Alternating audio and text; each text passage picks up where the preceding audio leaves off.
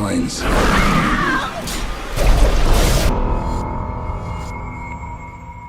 In the glow of everyday screens, something watches back, and it wants to come through. In a quiet suburb called Maple Grove, there lived a family named the Johnsons. They had a nice house with white walls and a green lawn. The dad, Mark, worked at an office where he sold insurance. He came home every day at 5 o'clock and watched TV in the living room. The mom, Sarah, stayed home to take care of the kids in the house. She cooked meals like pasta and chicken, and she liked to read books about gardening. They had 2 kids, a boy named Tim, who was 10 years old, and a girl named Lily, who was 6. Tim played video games on his tablet after school, and Lily liked to draw pictures of flowers and animals. The house was like any other in the neighborhood. It had 3 bedrooms, a kitchen with a big fridge, and a backyard with a swing set. The family had a big flat-screen TV in the living room, and everyone had their own phones and tablets. They used them a lot to check emails, watch videos, and talk to friends. Nothing strange ever happened there. The days were the same. Wake up, eat breakfast, go to work or school, come home, eat dinner, watch some shows, and go to bed. One evening, after dinner, the family sat in the living room. Mark turned on the TV to watch a news show. The screen flickered a bit, like it sometimes did when the signal was weak. Static noise came out, a soft hiss like rain on a window. Lily was playing with her doll on the floor, a little clown doll with red hair and a big smile. She got it for her birthday last year. Tim was on his tablet, scrolling through games. Sarah was in the kitchen washing dishes. The static on the TV got louder for a second, then went back to normal.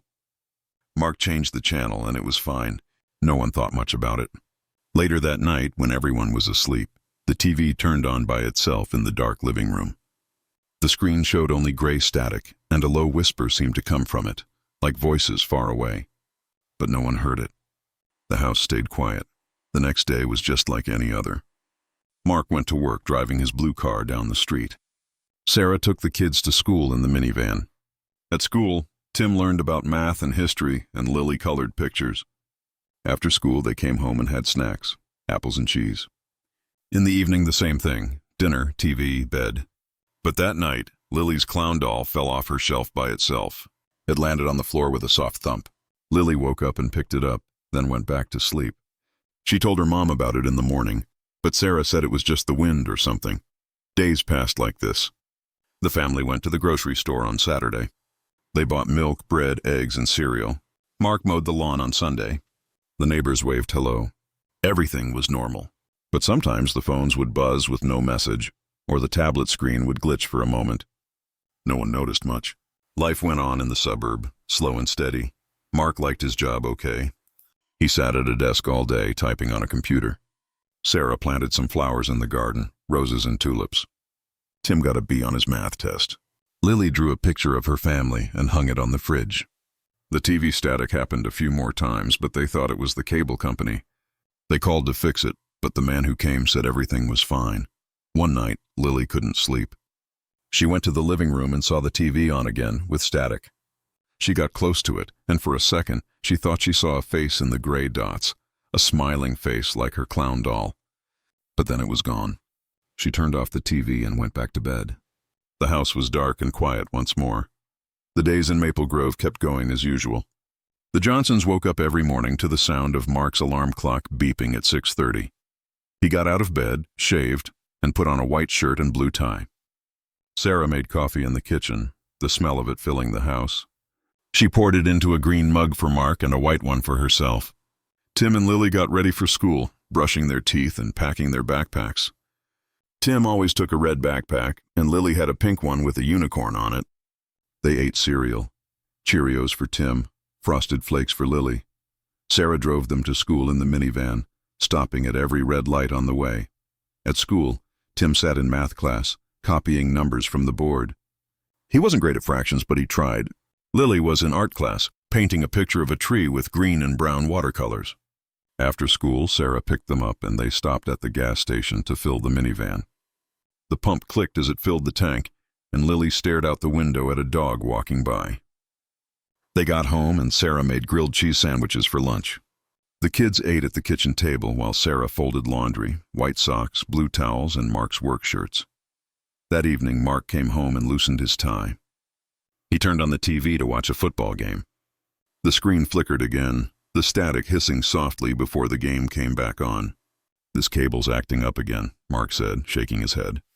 Sarah nodded from the couch, flipping through a gardening magazine.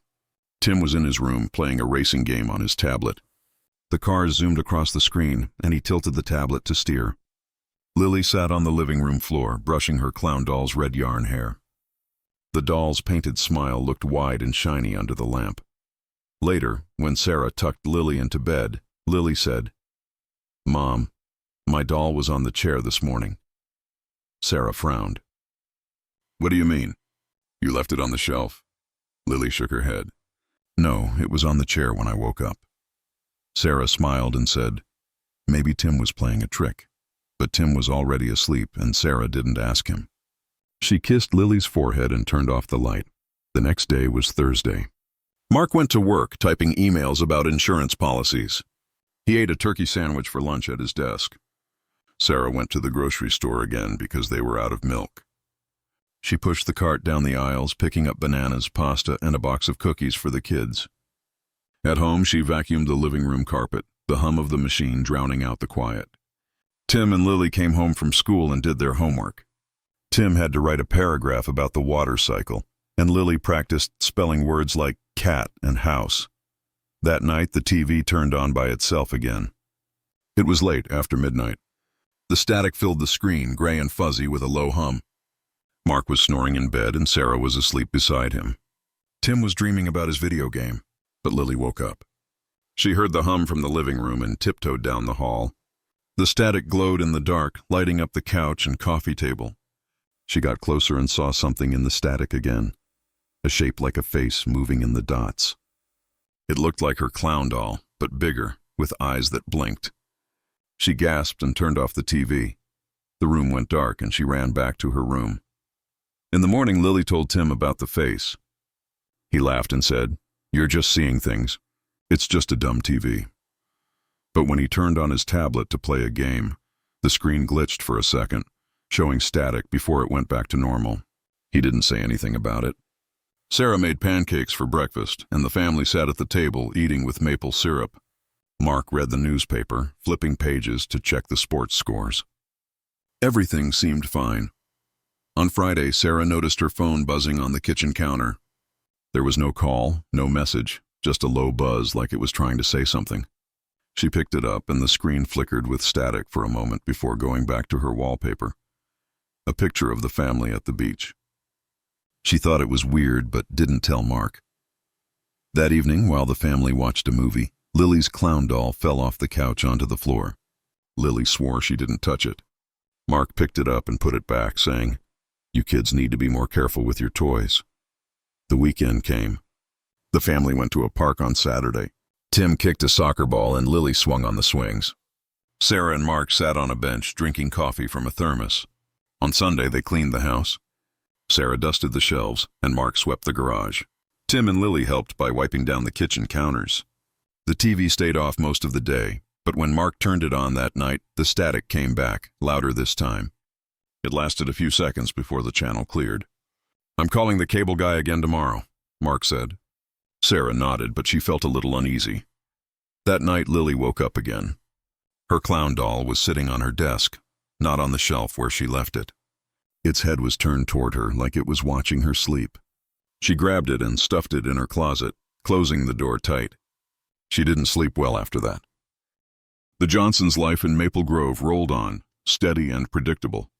Monday morning started like always. Mark's alarm buzzed at 6:30 and he dragged himself out of bed. He showered, put on a gray suit, and grabbed his keys from the counter. Sarah was in the kitchen, making toast and scrambled eggs. The toaster popped and the eggs sizzled in the pan. Tim and Lily came downstairs, still sleepy, and sat at the table. Tim ate his toast with butter, and Lily had hers with strawberry jam. Sarah packed their lunches, peanut butter sandwiches, an apple, and a juice box for each. She drove them to school, waving as they walked through the gates. At work, Mark sat at his desk, answering emails about car insurance claims. He sipped coffee from a paper cup and ate a granola bar at 10 a.m. Sarah went to the post office to mail a bill, then stopped at the store for dish soap and paper towels. She pushed the cart slowly, checking her list twice. At school, Tim had gym class and ran laps around the field. Lily learned about shapes, drawing circles and squares in her notebook. After school, Sarah picked them up and they went home to do homework. Tim worked on a science project about planets, and Lily colored a picture of a dog. That evening, the family ate spaghetti for dinner. Mark twirled the noodles on his fork while Sarah talked about planting tulips in the spring. Tim complained about his science project, and Lily said her teacher liked her dog picture. After dinner, they sat in the living room. Mark turned on the TV to watch a crime show. The screen flickered with static again, longer this time, maybe 10 seconds. The hiss was loud like wind in a storm. Mark frowned and pressed the remote buttons, but it didn't stop until he unplugged the TV. "This thing is junk," he said. Sarah agreed, but her stomach felt tight, like something wasn't right. Later, when Sarah went to check on Lily, she found the clown doll on Lily's bed, not in the closet where Lily had left it. Sarah picked it up, its red yarn hair soft in her hands. She put it back in the closet and closed the door. Lily was asleep, clutching her blanket. Sarah didn't tell her about the doll. She didn't want to scare her. But when Sarah checked her phone before bed, it buzzed again with no notification. The screen flashed static for a second, then went back to normal. She turned it off and set it on the nightstand. The next day was much the same. Mark went to work, signing papers and making phone calls. Sarah cleaned the bathrooms, scrubbing the sink with a sponge. Tim had a spelling test and got 8 out of 10 words right. Lily brought home a gold star for reading a book aloud in class. They ate chicken and rice for dinner, and Mark helped Tim with his science project, gluing a picture of Jupiter to a poster board. Lily drew another picture, this time of her clown doll. Sarah hung it on the fridge, but felt a chill when she looked at the doll's painted smile in the drawing. That night, Tim was up late playing his tablet. He was in a game where he built a city, placing houses and roads. The screen glitched, showing static, and he heard a faint whisper, like someone saying his name. He shook the tablet, and the game came back. He didn't tell anyone. In the living room, the TV turned on by itself again. Sarah heard it from the bedroom and got up. The static glowed, and this time she thought she saw something in it, a shape like a hand, reaching out from the gray dots. She unplugged the TV and stood there, her heart beating fast. She told herself it was just her eyes playing tricks. Wednesday was rainy. The kids stayed inside at school playing board games during recess. Sarah baked cookies, chocolate chip, the kind Tim liked.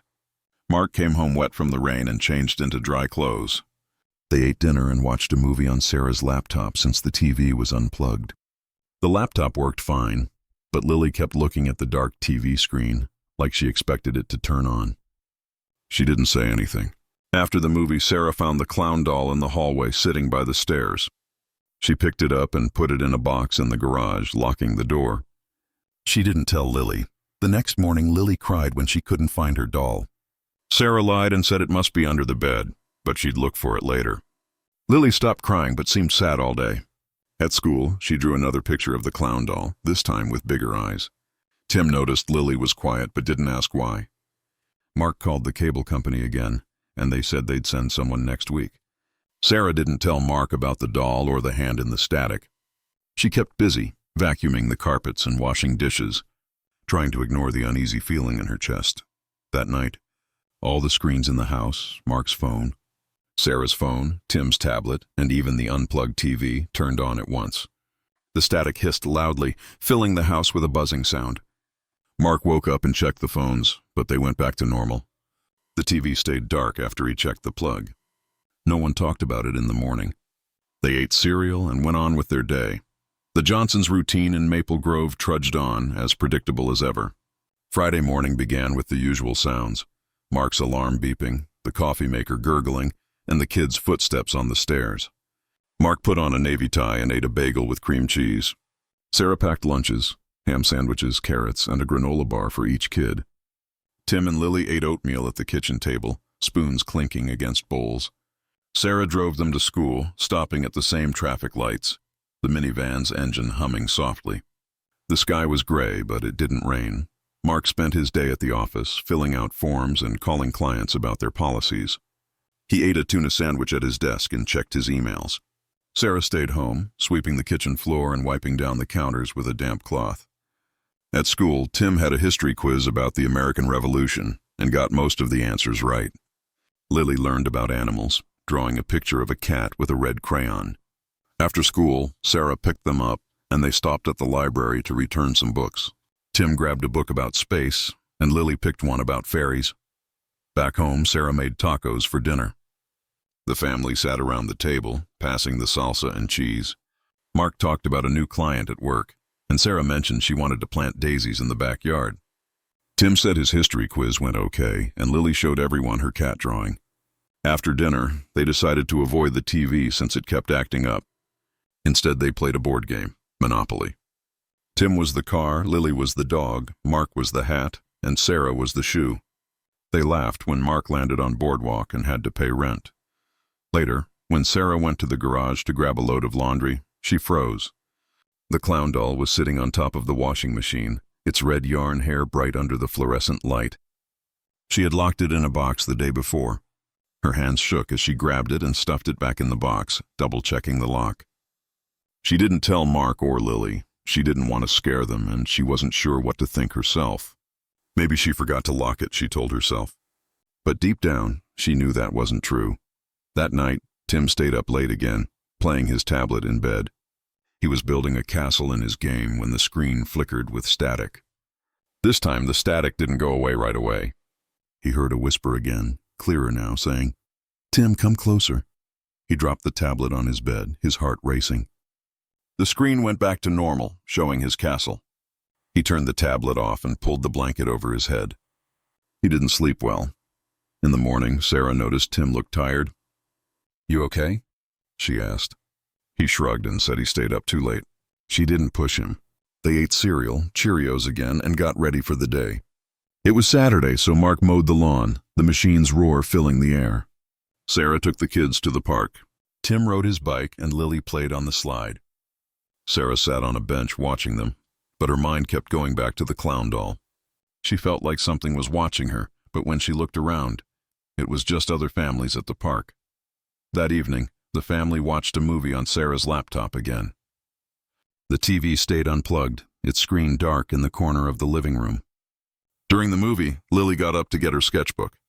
When she came back, she showed Sarah a new drawing of the clown doll, but this time it had a hand reaching out, like it was trying to grab something. Sarah forced a smile and said, "That's creative, honey," but her stomach churned. She tucked the drawing in a drawer when Lily wasn't looking. At midnight, the house was quiet. Then, every screen turned on again. Phones, Tim's tablet, even the laptop on the kitchen counter. The static was louder than before, a crackling buzz that woke Sarah up. She ran to the living room and saw the TV on, even though it was unplugged. In the static, she saw a shape, not just a hand this time, but a figure. It looked like the clown doll, tall and thin, with a wide smile and glowing eyes. It moved in the static, like it was trying to step out of the screen. Sarah yanked the laptop's charger out and turned off the phones. The TV went dark. She stood there breathing hard, telling herself it was a dream. The next morning, Sunday, everything seemed normal again. Mark made pancakes, flipping them in the pan. Sarah cleaned the dishes, her hands still shaky. Tim and Lily watched cartoons on the laptop, laughing at a talking dog. But Sarah kept checking the garage. The box with the clown doll was still locked. She didn't open it. She didn't want to see it. Life in Maple Grove dragged on for the Johnsons, each day blending into the next. Monday morning started with the usual routine. Mark's alarm buzzed at 6:30 and he rolled out of bed, rubbing his eyes. He put on a clean white shirt and a red tie, then ate a bowl of cornflakes at the kitchen table. Sarah brewed coffee, the machine hissing as it filled the pot. She poured it into their usual mugs, green for Mark, white for her. Tim and Lily came downstairs, yawning. Tim ate toast with peanut butter, and Lily had cereal with sliced bananas. Sarah packed their lunches, turkey sandwiches, an orange, and a cookie for each. She drove them to school in the minivan, the radio playing soft pop songs. At work, Mark sat at his desk, typing reports about home insurance claims. He ate a cheese sandwich for lunch and called a client about a payment plan. Sarah went to the dry cleaner to pick up Mark's suits, then stopped at the store for laundry detergent and apples. At school, Tim worked on a group project about volcanoes, cutting out pictures from a magazine. Lily had music class, singing a song about the alphabet. After school, Sarah picked them up and they went home to do homework. Tim wrote a paragraph about lava and Lily practiced writing her name in cursive. That evening, the family ate pork chops and mashed potatoes for dinner. Mark talked about a new policy at work, and Sarah mentioned she wanted to repaint the living room walls, maybe a light blue.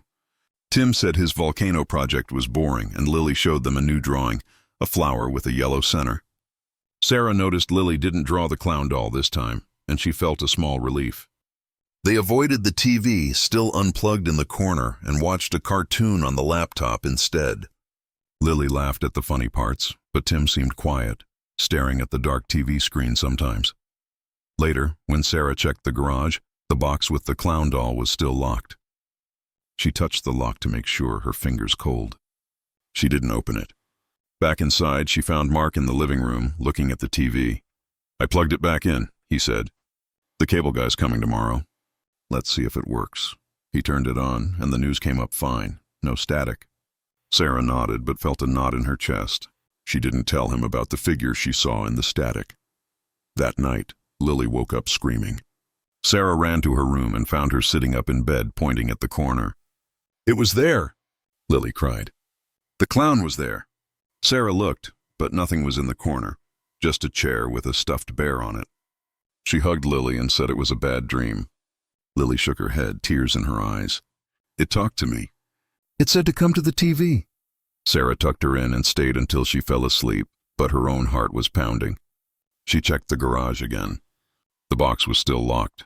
The next morning, Tim was quieter than usual. At breakfast, he pushed his cereal around the bowl. Sarah asked if he was okay, and he mumbled, "Yeah, just tired." But when he grabbed his tablet to play a game, he stopped. The screen flickered with static for a moment, and he swore he saw the clown doll's face, smiling at him.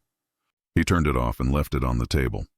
He didn't tell Sarah. At school, he kept thinking about the whisper he heard before. "Tim, come closer." It made his skin crawl. That evening, the cable guy came. He was a short man with a toolbox named Mike. He checked the TV, the cables, and the wires in the wall. "Looks fine to me," he said. "Maybe it's the set. Old TVs act up sometimes." Mark thanked him and paid the bill. After dinner, pizza from a local place, the family sat in the living room. Mark turned on the TV, and it worked normally for a while. But then the static came back, louder than ever. It buzzed like a swarm of bees. In the gray dots, Sarah saw the clown figure again, clearer now, its arms stretched out like it was reaching for something, or someone. She screamed, and Mark jumped up, unplugging the TV. "What's wrong?" he asked. Sarah shook her head, unable to speak. Tim and Lily were in the room too. Tim's eyes were wide, and Lily started crying. "It's the clown," Lily whispered. Mark frowned. "What clown? Your doll?" Lily nodded, and Sarah finally told Mark about the doll moving, how she locked it in the garage. Mark went to check, and when he opened the box, the doll was gone. He searched the garage but found nothing. "This is ridiculous," he said, but his voice shook a little. That night, all the screens turned on again, phones, tablet, laptop, and the unplugged TV. The static roared, and this time Sarah felt something pull at her, like a cold hand on her arm. She yanked away and ran to turn everything off. In the static, she heard a voice, low and scratchy, saying, "Come to us." She woke Mark, and he saw it too, the clown figure in the TV, smiling. He unplugged everything and told Sarah to call someone, a priest, an electrician, anyone. But it was 2 a.m., and they didn't know who to call. The next morning, Wednesday, the family was quiet. They ate cereal and went to school and work, but everyone was on edge. Sarah kept checking the house for the doll, but found nothing. Lily drew another picture at school, this time of the TV with a clown inside it. She didn't show it to Sarah. The Johnsons' life in Maple Grove felt heavier now, but the daily grind kept going. Thursday morning started like always. Mark's alarm went off at 6:30 and he got up, put on a black tie, and ate toast with butter. Sarah made coffee, pouring it into their usual mugs. Tim and Lily ate cereal, Rice Krispies this time, the snaps and pops loud in the quiet kitchen. Sarah packed their lunches, tuna sandwiches, a pear, and a bag of chips. She drove them to school, the minivan's tires crunching on the gravel driveway. The air was chilly, and the sky was a dull gray. At work, Mark answered emails and filed papers about insurance claims. He ate a turkey wrap for lunch at his desk.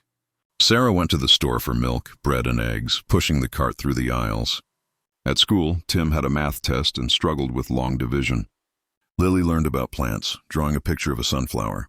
After school, Sarah picked them up and they stopped at a gas station to fill the tank. Tim stared out the window, quiet, while Lily hummed a song from music class. Back home, Sarah made meatloaf for dinner.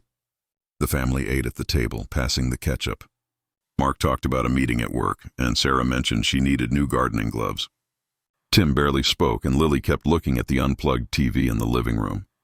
After dinner, they played cards, go fish, on the kitchen table. Tim won twice, but he didn't smile. Sarah noticed his eyes kept darting to the TV, like he was waiting for something. Later, Sarah checked the garage again. The box was still there, locked, but she didn't open it. She couldn't shake the memory of the clown figure in the static, its glowing eyes and reaching arms. When she went to tuck Lily in, she found her sitting on the bed, staring at the wall. "It's coming," Lily whispered. Sarah's heart skipped. "What's coming, honey?" Lily didn't answer, just clutched her blanket. Sarah stayed until she fell asleep, then checked all the screens in the house. The phones and tablet were off, and the TV was still unplugged. That night at 3 a.m., the house shook with noise. Every screen turned on, phones, tablet, laptop, and the unplugged TV. The static roared, louder than ever, like a storm inside the walls. Sarah woke up first, running to the living room. The TV screen glowed with gray dots, and the clown figure was there, clearer than before. It was tall, with red yarn hair and a wide painted smile.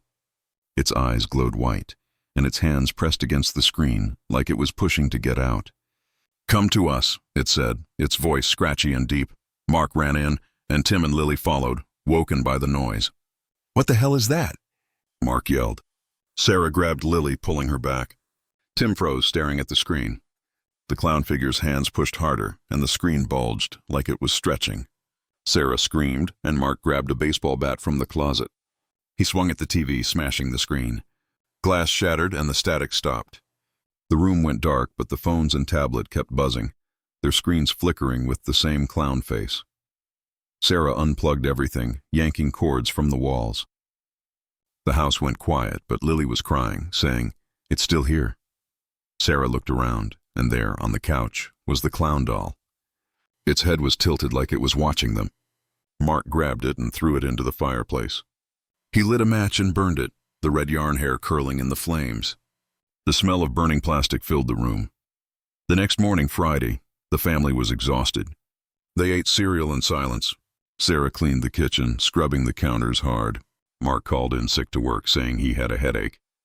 Tim and Lily went to school, but Sarah had to pick Lily up early because she wouldn't stop crying. The teacher said Lily kept talking about a clown in the TV. At home, Sarah threw out the broken TV and all the screens, phones, tablet, laptop, into a dumpster at the end of the street. She didn't care about the cost. She just wanted them gone. The weekend was quiet. Mark fixed a leaky faucet in the bathroom. Sarah planted daisies in the backyard, her hands shaking as she dug. Tim read his spacebook, and Lily drew pictures of flowers, not clowns. The house felt normal again, but Sarah couldn't relax. She kept waiting for the static to come back. Mark bought a new TV on Saturday, a small one, and promised to keep it unplugged unless they were using it. They watched a movie that night, and nothing happened. No static, no voices. Monday came, and life went on. Mark went to work, Sarah cleaned, and the kids went to school. The new TV stayed off most of the time. Lily stopped talking about the clown, and Tim seemed less jumpy. Sarah checked the fireplace ashes, but the doll was gone, just a pile of black dust. The family never talked about what happened. They ate dinner, did homework, and went to bed. The suburb stayed quiet, the days blending together, dull and safe.